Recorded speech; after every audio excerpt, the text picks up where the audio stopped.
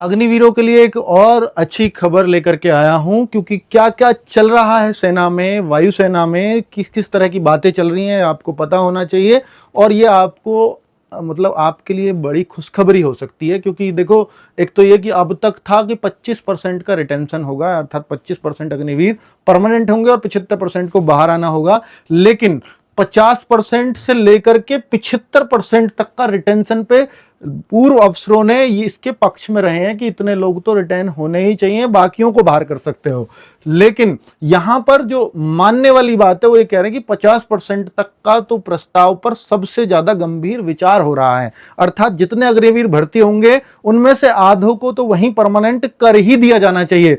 एक विचार इस बात पर भी है कि केवल ऐसा है कि कुछ कुछ कैडर में जरूरत है कि जैसे अगर कैडर की बात करें, इन्फेंट्री कैडर हो गया, एयर डिफेंस कैडर हो गया, साइबर व ड्रोन विशेषज्ञ, इनके लिए थोड़ी सी जो है लंबी अवधि चाहिए ही चाहिए, 4 साल से काम नहीं चलता। तो एक एक इस बात के भी फेवर में एक वर्ग कि भैया 4 साल की डिफेंस सर्विस से कुछ नहीं होगा, क्योंकि अभी अभी एक एयर वाइस मार्शल रिटायर हुए हैं, संजय भटनागर जी, जो 30 जून को ही रिटायर हुए हैं। उनका यह कहना था कि ऑपरेशन सिंदूर में अग्निवीरों का प्रदर्शन बहुत शानदार रहा, तो अग्निवीरों का बेहतर उपयोग तभी होगा जब इनकी अवधि 4 वर्ष से बढ़ाकर कम से कम 6 साल या 8 साल तो होनी ही चाहिए। बाकी जो ज्यादातर प्रस्ताव हैं वो इस बात पर है कि 50% तो ओवरऑल सबका कर दिया जाए, हां कुछ को परमानेंट ही रखा जाए, इस बात पर भी विचार किया जा रहा है। अब यह संशोधन होकर के कब आएगा, इस बात की तो चर्चाएं बहुत तेजी से चल रही हैं। मुझे लगता है कि 2029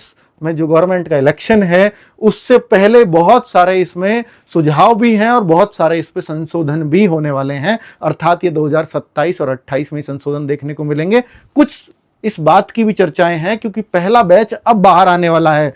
इस बैच को रिटेन अगर करना चाहते हो तो फिर ये डिसीजन अभी के अभी लेना होगा। फिर उस कंडीशन में ये हो सकता है कि सितंबर से पहले ही इसमें कुछ बदलाव देखने को आपको मिले। थैंक